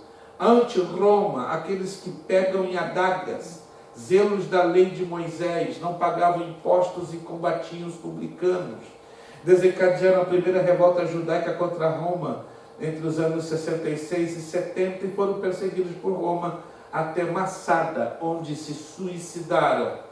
Este é o sítio arqueológico de Qumran, 11 cavernas, aonde no ano de 1947, 930 fragmentos foram ali encontrados, datados do século III a.C. até o século I depois de Cristo. São cópias de alguns desses manuscritos, né, que estão hoje expostos no Museu de Arqueologia da cidade de Haifa, em Israel, mas eles anualmente viajam todo o planeta Terra. Essa é a fortaleza de Massada, estão praticamente a 40 quilômetros ao sul de Jerusalém, onde estava ali, lá em cima, né, é uma plataforma, um platô, onde o palácio de Herodes foi ali estabelecido. Houve um suicídio de 960 zelotes no ano 73, sob o comando de Eleazar. Aí temos as festas do calendário religioso e do calendário civil. Para quem não sabe, né, os judeus têm dois calendários, o civil e o religioso. As principais datas do calendário religioso são o sábado, a Páscoa, 14 de Nissan, os pães ácimos, pães sem fermentos, 15 de Nissan, e a festa das semanas, o sexto dia de Sivan. A festa das semanas é também conhecida como a festa de Pentecostes. O sábado fala sobre o descanso solene, o êxodo, o início da colheita de trigo, os ázimos, a pressa e a liberdade do sofrimento, a festa das semanas, ou Pentecostes, a primícias da terra prometida. E essas festas aconteciam entre março e agosto. Já o calendário civil trabalha com a festa das trombetas, expiação, tabernáculos, a festa das luzes e o Purim. A festa das trombetas, 1º de Tisrei, expiação, 10º dia de Tisrei, tabernáculos ou da colheita, 15º dia de Tisrei. Aí temos a festa das luzes, 25 de Tebete, e Purim, 14 de Adar. Trombetas, fim da colheita e ano novo, expiação, dia do perdão, tabernáculos, cabanas a caminho de Canaã, luzes, dedicação ao templo, Purim, livramento judaico por Esther. Essas festas aconteciam entre setembro e fevereiro. As sublinhadas, essas que vocês estão vendo aqui sublinhadas, foram festas regulamentadas pelo Senhor na Torá ou pela lei. Na literatura do Novo Testamento, nós temos estes livros que se destacavam. A Septuaginta Alexandrina, versão do Antigo Testamento em grego. A Tanakh, versão do Antigo Testamento em hebraico. Targum, comentários rabínicos em aramaico sobre a Tanakh. Exemplo, o Onkelos, Torá e Jonathan Levin. O Talmud, decisões orais rabínicas sobre a lei, ética e tradições judaicas. Os livros apócrifos ou ocultos, literatura histórica, ficção, sabedoria, pseudo-epígrafos e apocalípticos. Aqui temos dois manuscritos, tá? O Targum de Onkelos Torá, está bem deteriorado, está exposto no Museu do Louvre, em Paris, França, e uma cópia do Targum do século XI. Essa parte está bem conservada, como você vê na foto, e está exposto no Museu Britânico, em Londres, Inglaterra. As famílias do Novo Testamento, como elas eram constituídas? Primeiro tinha o marido, a mulher e os filhos. Mas lembre-se que as famílias do Novo Testamento ainda tinham a raiz cultural e religiosa bem firmadas no judaísmo. Então vamos ver qual a base bíblica e como cada um exercia as suas funções. O marido, de acordo com Deuteronômio 6:6-15 e Provérbios 22:6, responsável pelo sustento. Ele era o responsável pela administração da espiritualidade da família e educador da esposa e dos filhos. A mulher, de acordo com Provérbios 31:10, 31 e 14:1, obviamente auxiliar do marido, governa o lar e os negócios, ser mãe especialmente de homem e educadora das filhas. Tem aqui um negócio que poucos de vocês sabem. Nas famílias dos judeus askenazitas, né, os judeus que usam chapéu, trancinhas, vestido de preto, são os donos de todo o negócio de riqueza do planeta Terra. Eu não sei se vocês sabem, além da bênção de Abraão, que os fazem muito prósperos, há uma característica dentre eles que nós, latinos, nós temos muita dificuldade de entender. Vocês sabiam que dentro de uma família de judeus askenazitas, a mulher é a que governa o dinheiro da casa. O homem trabalha como um louco. Quando chega em casa, essa é tradição. O homem coloca o cheque, o dinheiro que seja, na mão da mulher. E a mulher que administra tudo. Irmãos, eu sei que vocês, irmãos, não estão gostando disso. Não! Isso é um negócio errado. A mulher ia comprar a bolsa do Luiz do Pão todo dia. Não, meu irmão. O irmão está falando como um latino gentio. Mas a mulher judaica ortodoxa não pensa assim não, irmão. Ela é rígida. Tanto que o livro de Provérbios, capítulo 31, tá ali, anote ali, ó, Provérbios 31, 10 a 31. Leia com atenção. Leia, você tem que ler com atenção. Você vai ver as características da mulher administrando o lar e o dinheiro do seu esposo. É impressionante, gente, é impressionante. Eu tive um tempo convivendo com judeus ortodoxos em Massachusetts, New Hampshire. É impressionante. Eu assisti várias vezes. O marido chega do trabalho, vem com o checão dele, chama a família, eles têm um cerimonial interessante, coloca os filhos numa mesa redonda e coloca o checão assim no meio da mesa, tá? Apresenta a Adonai e agradece pela vida da administradora. Quem é? A esposa. Pastor, mas na época não existia shopping center. Mas a cultura não muda, irmão. A cultura judaica é a única que não muda com o tempo, no espaço e com as circunstâncias. Por isso que eles são os mesmos até hoje. Irmãos, na nossa cabeça não funciona. Na cabeça de nós que somos gentios e latinos, não funciona. Mas na cabeça de um judeu funciona e muito bem. Pastor, mas não é só essa linhagem. Muitos dos judeus, eles aderem a isso. Eles É impressionante. E elas administram. Tudo no fim. E é o versículo 16 em Provérbios que diz que examina uma propriedade e adquire-a. Planta uma vinha com as suas rendas do seu trabalho. Ela era empreendedora. Não tem jeito, irmãos. Eu não estou desmerecendo que hajam homens com grande capacidade administrativa. Com toda humildade, eu não gosto muito de falar disso. Meu pai, um homem que nasceu num berço muito pobre, sendo judeu, foi um administrador de uma empresa no Rio de Janeiro, chamada União Fabril Exportadora. Nunca foi um homem rico, mas na época foi considerado um dos melhores administradores de uma indústria, tendo sob o seu comando 527 homens. Administrar uma empresa com 527 pessoas nos anos 60, 70 e 80 não era fácil, era um negócio bem louco. E meu pai foi condecorado 6 vezes. Um homem que chegou a ter só o primeiro grau completo, mas foi um administrador fantástico, Luiz Prestes Macena. Tá? Eu até encontrei esses dias o nome do meu pai na internet, por homenagem a essa companhia chamada União Fabril Exportadora. Eu fiquei até um pouco bobo. Meu pai, se estivesse vivo, vendo a foto dele, eu vi a foto do meu pai, a homenagem que fizeram, estou mencionando que homens podem ser grandes administradores, grandes empreendedores. Não menosprezo a capacidade masculina. Mas se hoje você fizer uma pesquisa pela revista Forbes, já ouviu falar dessa revista Forbes? É uma revista conceituada no mundo por causa das pesquisas e do enfoque da economia. Alguém já ouviu falar da empresa Forbes? Vá lá no site da Forbes e você vai descobrir que hoje no mundo 78% das companhias de grande sucesso são por causa de um grupo de mulheres estarem à frente de suas administrações. Quem está governando hoje o Bank of America? Mulheres. Quem está na frente do Federal Reserve Treasury, que é o Banco Centro-Americano? 66%. Faz isso não, Rodrigo. Faz isso não, Rodrigo. A Dilma é uma exceção, irmãos.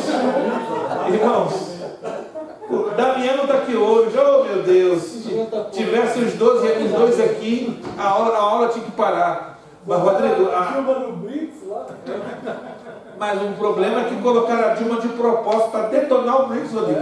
Não está entendendo, Rodrigo. Depois de algumas semanas olhando várias reportagens, aí a ficha caiu, meu Deus, essa mulher está aqui para detonar mesmo o BRICS. E não sei se vocês estão sabendo, ela já está detonando. Ela está já arrebentando, não no bom sentido, no mau sentido. Está naufragando. Mas lá onde eu quero colocar, irmãos, a mulher definitivamente ela tem uma chamada de empreendedorismo e ela tem muito mais tato. Bom, você tem a sua esposa aí do seu lado, né? Com todo o respeito, né? Se você não confia na sensibilidade de sua esposa, é complicado, né? Graças a Deus eu confio na minha, não é uma mulher perfeita, mas eu olho para a Bíblia e vejo que a Bíblia cumpre fidedignamente o que ele estabeleceu, né, para o projeto. Embora isso aqui é um modelo que é muito seguido dentro do judaísmo. Nós, latinos e cristãos, temos realmente uma enorme dificuldade de seguir isso aqui, porque isso aqui é um projeto judaico e não funciona na maioria das vezes dentro da nossa cultura latina, gentílica e brasileira. Mas, assim, nos países árabes, funciona. Funciona. Por exemplo, Índia, é ela. Fantasticamente. Egito, é ela que administra. Recentemente eu li uma reportagem que até o Japão está aderindo essa tônica da mulher ser uma empreendedora. E está dando certo. 37% das companhias no Japão aumentaram o seu faturamento nos últimos 9 anos por causa de mulheres à frente de suas companhias. Então, há um mistério de Deus sobre a vida das mulheres. Graças a Deus por isso.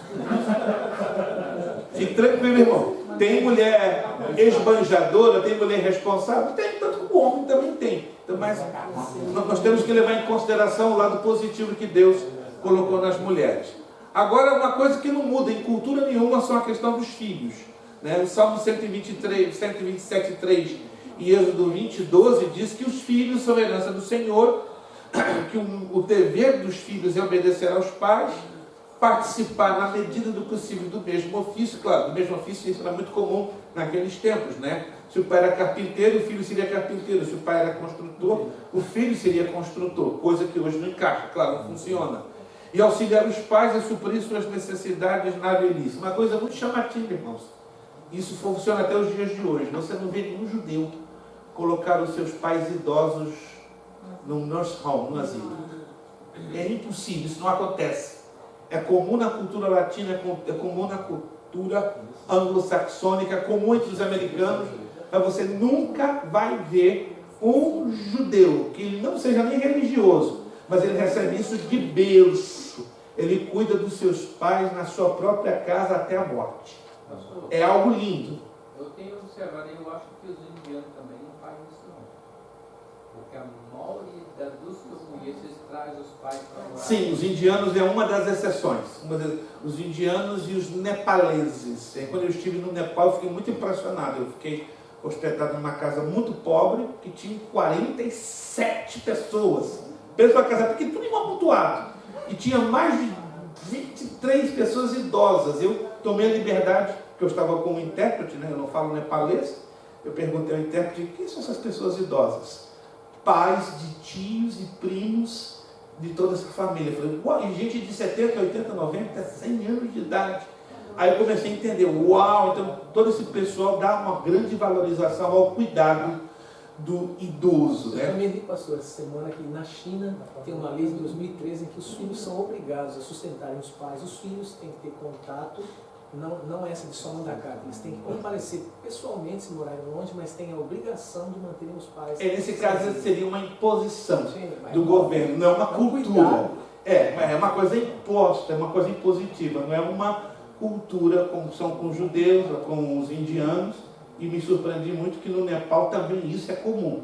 Fora esses países, eu não me recordo se tem alguma outra nação no mundo que valoriza tanto o cuidado dos pais. Mas nós sabemos, né, como diz a palavra de Deus, honra o teu pai e tua mãe, para que os teus dias sejam longevos ou longos sobre a face da terra. E é uma grande verdade. Constate uma família onde os filhos cuidam e honram dos seus pais até a sua morte. Deus cumpre. Na próxima geração, ela se torna abençoada, próspera e longeva. Ou seja, os filhos passam também a ter uma vida bastante longa. Muito interessante, parece que isso não tem efeito ou significativo, mas tem porque é a palavra de Deus. Esse é o chamado modelo patriarcal das famílias. Como eram as casas no Antigo Testamento? Eram muito simples, nada comparado ao que hoje vemos devido à tecnologia, devido à realidade cultural e social. As casas tinham um teto de galhos e palha, não tinham as facilidades como vemos hoje, né? Pode ser de eternite, pode ser de telhado, tem múltiplas formas. A construção era de pedra e betume, não é? Hoje é totalmente diferente, hoje temos madeira, temos alvenaria, temos uma série, temos concreto, mas na época era pedra e betume, ou seja, pinche. Os compartimentos da casa, era varanda e quartos em cima, depósito e manjedoura embaixo. A manjedoura ela tinha a função da garagem hoje, né? A garagem é para guardar os carros, a manjedoura é para guardar cavalos, bois, vacas e jumentos, né? Muito interessante como eram as casas no tempo do Novo Testamento. A cultura A cultura era bem interessante, né? Genuflexões, inclinação do corpo, elevação da mão direita, tinha os ósculos, beijo na face, nada de beijo na boca, beijo na face. Né? Os cumprimentos, Shalom Adonai, muito comum isso. Os casamentos, havia a escolha geralmente dos pais. O noivado assinava-se a ketubá. Você está vendo ali, aquele ali é o contrato, né? Então esse aqui é o ketubá, é o dote. O casamento debaixo da rupá. Rupá é esta tendazinha que era montada, né?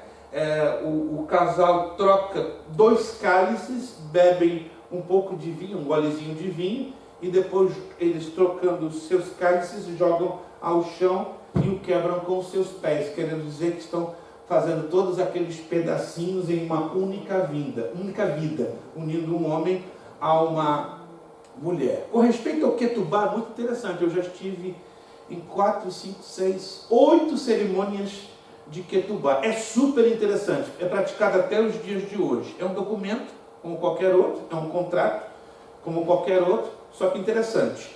Geralmente no ketubá tem as principais cláusulas. Eu, fulano de tal, digamos, me permite o William, eu, William de Carvalho, me comprometo ser noivo da senhorita fulana de tal. No momento que eu quebro este compromisso, fico na obrigação de indenizá-la com o valor de $2,5 milhões por danos morais e espirituais. Assinado William de Carvalho. Assina ele, assina o pai, assina a noiva e assinam 3 testemunhas. Funciona a mil maravilhas, gente. O índice de divórcios e separações na comunidade judaica é um dos menores do mundo, né?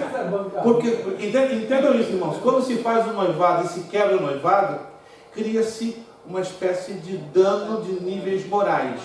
Então não fica coisa de graça para o noivo. Então o noivo, dentro do judaísmo, quando ele vai se comprometer para se casar, ele tem que pensar não 2 vezes, 10 vezes, Rodrigo, porque vai sair um prejuízo financeiro violento. Se ele conhecer uma outra menina e dizer, não, me apaixonei pela outra, a sua filha não é o que eu esperava, ok, você pode quebrar o contrato, contanto que pague dote. Sai quebrado. Eu conheço uns 3 ou 4 na minha vida que saíram literalmente na bancarrota. Pastor, nós tivemos um caso de clientes que aconteceu de romper, se separaram, e embora a ordem judicial foi uma, o que valeu foi o ketubá. Exato. Vai acima da lei. Pastor, isso é impressionante como o respeito por esta cultura hoje tem uma capacidade que transcende, como você acabou de falar, a própria lei do homem. Porque eles veem isso também, um respeito ao próprio Deus. Porque o casamento é uma instituição para o judeu indissolúvel. Ainda que ocorram divórcios, ocorrem separações, mas é o índice mais baixo do planeta Terra. Não chega a 2,3% por ano o nível de divórcios e separações. Rodrigo. É a desistência dela, a desistência da mulher. A mulher, por interessante que pareça, ela tem mais direitos de desistência do que o homem. Porque o judaísmo reconhece o homem como a cabeça e o sacerdote da casa. E cabe à mulher ter nesse caso, o direito de defesa e de autoproteção. A mulher pode alegar, estou desistindo porque eu não encontrei nesse camarada um mau caráter. Então, o próprio ketubá tem uma das cláusulas que defende este direito, chamado direito... Aí o homem não paga nada. Hein? Aí o homem não paga nada, mas o nome dele fica sujo na praça. E esse dote, ketubá, ele fica no lugar estratégico da casa. Exato. Para que não só a família veja, mas que todos... O pastor está lembrando interessante, o ketubá fica num lugar estratégico da casa. Em outras palavras, chega uma visita, né, como geralmente em casas de pessoas de posse, né? Você vê um bonito quadro, uma bonita paisagem, na casa de um judeu comprometido, entra e vê o ketubá. Aí está ali, ó, uou! Se o ketubá é quebrado, mas se o pacto é quebrado, já sabe que o camarada é um sem vergonha, quebrou o pacto por causa de uma outra menina, e aquilo ali fica exposto, né? Tanto para o bem como para o mal. Irmão Geraldo. Pastor, poxa, esse documento tem para mulher, hein? Porque só mulher tinha É aquelas que lá... Não. Eu vou tentar, eu vou não na próxima aula, mas nas próximas aulas eu tenho duas cópias de dois ketubás, né, que meu bisavô me transferiu, né? Um tá bem deteriorado, de 1879 e outro de 1904. Eu vou traduzi-lo para o português. É impressionante o valor do dote para 1904. Traduzindo em dólares, nos dias de hoje, seriam quase $1,5 milhão de dólares. $1,5 milhão de dólares. Ou seja, na época era uma fortuna incalculável. E o camarada estava se unindo, se não me engano, a um dos homens mais ricos do norte de Israel. E o meu bisavô foi uma das testemunhas da assinatura de Ketubá. Eu vou procurar reconstituí-lo e, sobretudo, com uma cópia e traduzi-lo em português e passar para vocês verem a seriedade que o Ketubá leva até os dias de hoje. A educação dos filhos, a família até os 6 anos de idade. Em outras palavras, até os 6 anos de idade, a criança judaica já conhecia toda a Torá, ou o que? Todo o Pentateuco. Geralmente, no judaísmo, uma criança começa a ler e escrever com 2 anos de idade. Com 2 anos de idade. Com 6 anos de idade, já deve ter lido pelo menos 2 vezes toda a Torá, ou seja, todo o Pentateuco. Nas sinagogas, se lê a Torá e se recitam as tradições, com o rabino, né? Ou seja, o rabino que é o mestre, que ensina, Paulo e Gamaliel, como um exemplo.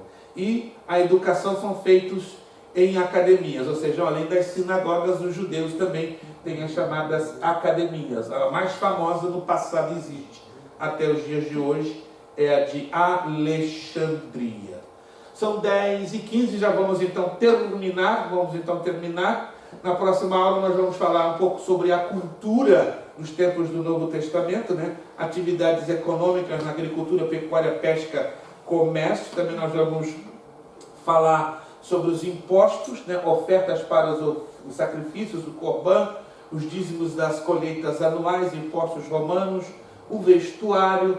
Vamos também falar sobre isto aqui, né? As vestimentas, o significado das vestimentas judaicas. Nós, cristãos, não podemos portá-las dentro de um culto cristão, porque estaremos nos comportando como judaizantes. Eu vou falar um pouquinho sobre isso. Isso é preocupante, que hoje nós vemos, eu falo com muito respeito, irmãos, pastores vestindo-se dessa forma, tocando o shofar dentro das igrejas. Isso é um pouco complicado, porque é exatamente aquilo que Paulo combateu durissimamente na carta aos Gálatas, que é a mistura do ritualismo judaico dentro do culto cristão. Reverenciarmos, respeitarmos, estudarmos, lembrarmos a cultura judaica é válido, mas transportá-la para dentro do culto cristão é confusão e não é aplicável para nós cristãos. Tá? Então nós vamos falar um pouquinho da importância, né? Porque pastores, eu conheço muitos pastores que estão lá dentro da igreja tocando shofar, usando essas roupas, mas eles não têm a mínima ideia do significado espiritual do kippah, do teiot, do teflin, do talit e do tzitzit. Eles não têm a mínima ideia. Isso é muito sério e até um pouco perigoso. Tá? Nós vamos falar também sobre os gêneros literários do Novo Testamento e sobre a estrutura tradicional, e vamos então entrar dentro da parte que concerne ao livro de Atos dos Apóstolos. 10h17, alguma pergunta, dúvida, colocação? Faça-se agora ou se cale até a próxima quinta. Nenhuma? Perfeito. Vamos então dar por final a nossa aula de hoje.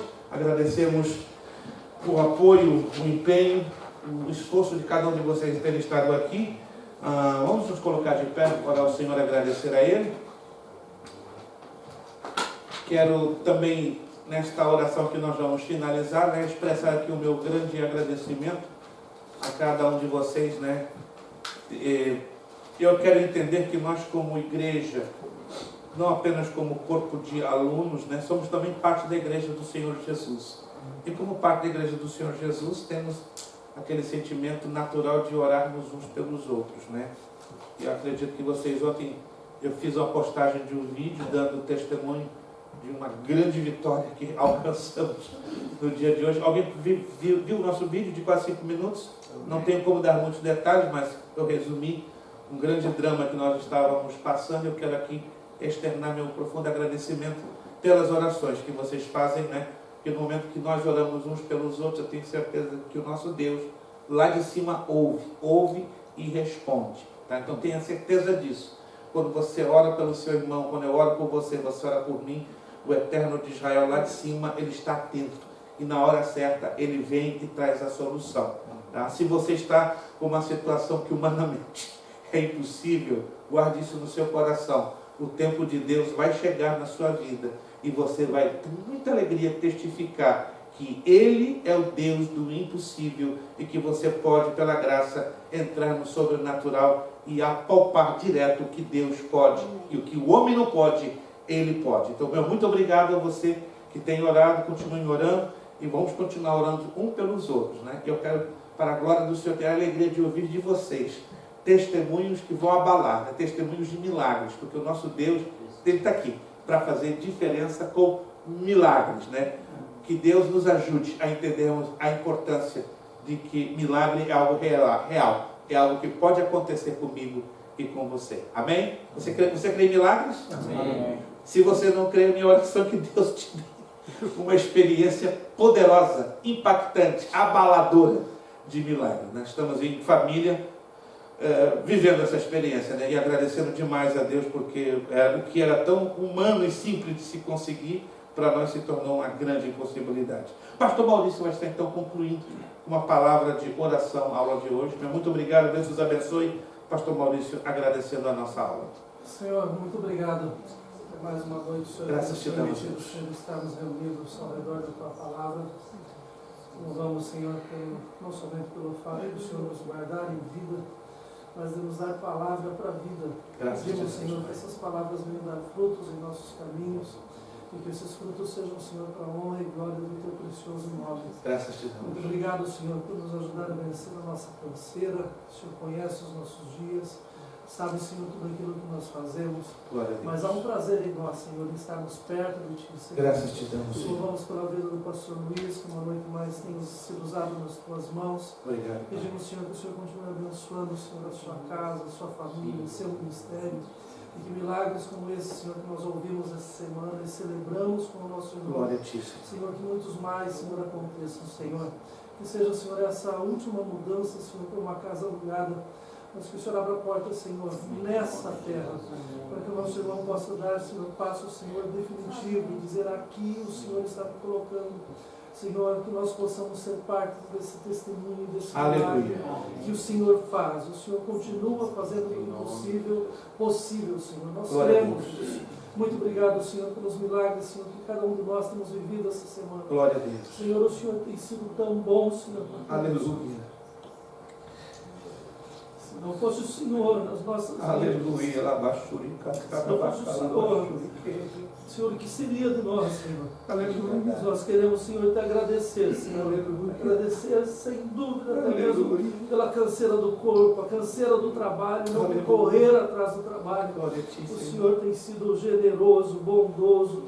E nós queremos, Senhor, nessa noite erguer as nossas vozes, Senhor, e dizer muito alto, muito obrigado, Senhor. Muito obrigado. Muito obrigado. Obrigado, Senhor, pelas nossas famílias. Obrigado, Senhor, por tudo quanto o Senhor tem colocado nas nossas mãos. Sim, Senhor. Nós pedimos que o Senhor continue nos dando força, Senhor, e que nós possamos, Senhor, realmente ser a diferença desse mundo, Senhor, onde tem tantos iguais. Sim, Senhor. Oramos, Senhor, agradecido, Senhor, por esse tempo. Pedimos a Tua bênção ao retornarmos às nossas casas. Que nós tenhamos uma noite de paz, de descanso, Senhor, e que amanhã a gente possa despertar com um novo cântico nos nossos lábios, Senhor, e com a certeza que estamos ainda mais próximos, Senhor, desse grande encontro, Senhor, contigo. Nós oramos no nome precioso de Jesus. Amém. Amém. Dê a mão ao seu irmão, dê a mão ao seu irmão, para nós estarmos concluindo a nossa aula de hoje com o nosso lema. Com o nosso lema, vamos então proferir o nosso lema. Seriedade. Seriedade. Compromisso. Compromisso. Disciplina. Disciplina. Seriedade. Seriedade. Compromisso. Compromisso. Disciplina. Disciplina. Seriedade. Seriedade. Compromisso. Compromisso. Disciplina. Disciplina. É necessário que ele cresça Necessário que ele cresça. e que eu diminua. É necessário que ele cresça e que eu diminua. É necessário que ele cresça e que eu diminua. E a Deus damos o que? A honra, a glória e o poder. Muito obrigado. Fim das transmissões, quinta-feira, 4 de maio, segunda aula na matéria síntese do Novo Testamento. Muito obrigado, a paz do Senhor. Deus vos abençoe. Glória a Deus.